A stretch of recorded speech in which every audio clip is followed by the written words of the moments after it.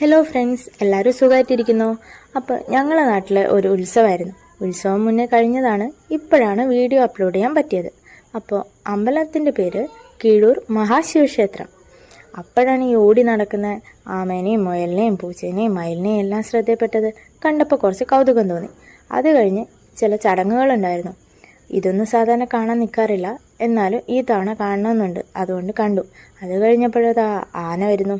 അങ്ങനെ ആനയൊക്കെ കണ്ട് അത് കഴിഞ്ഞ് ഞങ്ങൾ നേരെ പോയേക്കുന്നത് എക്സിബിഷൻ്റെ അടുത്തേക്കായിരുന്നു. എക്സിബിഷന് മുന്നിൽ വെൽക്കം ചെയ്യാനായിട്ട് വെച്ചിരിക്കുന്നത് ഒരു ചിമ്പാൻസിയാണ്. ചിമ്പാൻസിയെ കണ്ടപ്പോൾ തന്നെ ഒരു ചിരിയൊക്കെ വന്നു. അത് കഴിഞ്ഞ് നേരെ കാർണിവലിലേക്ക് ഇറങ്ങി. ആഹാ, അന്തസ്! എന്തൊക്കെയാ ഇത്!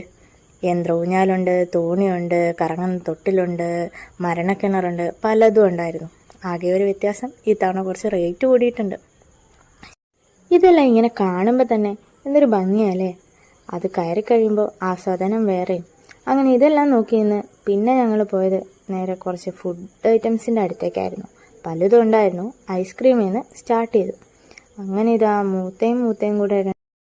ഇതിനിടയിൽ ഞങ്ങൾ വേറെ കുറച്ച് ഐറ്റംസ് കൂടെ പരീക്ഷിച്ചായിരുന്നു. ഇപ്പോൾ പുതിയ പൊട്ടാറ്റോ ട്വിസ്റ്ററൊക്കെ ഇല്ലേ, പക്ഷെ അതൊന്നും വീഡിയോ എടുക്കാൻ പറ്റിയില്ല. ഓക്കെ, അങ്ങനെ ഐസ്ക്രീം തീറ്റയെല്ലാം കഴിഞ്ഞ് ഞങ്ങൾ നേരെ അങ്ങ് നടന്ന് ഞങ്ങൾ പിന്നീട് എത്തിയത് എന്തിൻ്റെ അടുത്തേക്കാ? അങ്ങനെ ഞങ്ങൾ യന്ത്ര ഊഞ്ഞാലിലേക്ക് കയറി. അതാ കറങ്ങാൻ തുടങ്ങി. ഞങ്ങളിതിനെ ഇവിടെ ആകാശത്തൊട്ടിലെന്നാണ് പറയുന്നത്. അങ്ങനെ തുടക്കത്തിൽ പേടിയൊന്നും ഇല്ലാതിരുന്ന എൻ്റെ അനിയത്തി കുറച്ച് കഴിഞ്ഞപ്പോൾ കണ്ടു അതാ കിടുങ്ങി വിറയ്ക്കുന്നു. വിറച്ച് അവൾ ഫോട്ടോ വീഡിയോ ഒക്കെ എടുത്ത് ഫോണ് താഴെ പോവല്ലോ എന്ന് പേടിച്ചുകൊണ്ട് കുറേ നേരം ഇരുന്ന് എന്തൊക്കെയോ കളിച്ചു. ഇപ്പം നിങ്ങൾ കണ്ടുകൊണ്ടിരിക്കുന്നതാണ് എനിക്കൊരു പേടിയില്ല, ഞാൻ വീഴൂല എന്നോട് തർക്കിച്ചുകൊണ്ടിരിക്കുന്ന എൻ്റെ അനിയത്തി. അങ്ങനെ ഇതിന് താഴോട്ട് നോക്കുമ്പോൾ നല്ല ഭംഗിയുണ്ടായിരുന്നു കാണാൻ.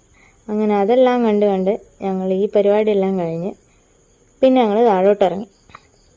അതാ ചിരിച്ചുകൊണ്ടുള്ള മുഖം കണ്ടല്ലോ.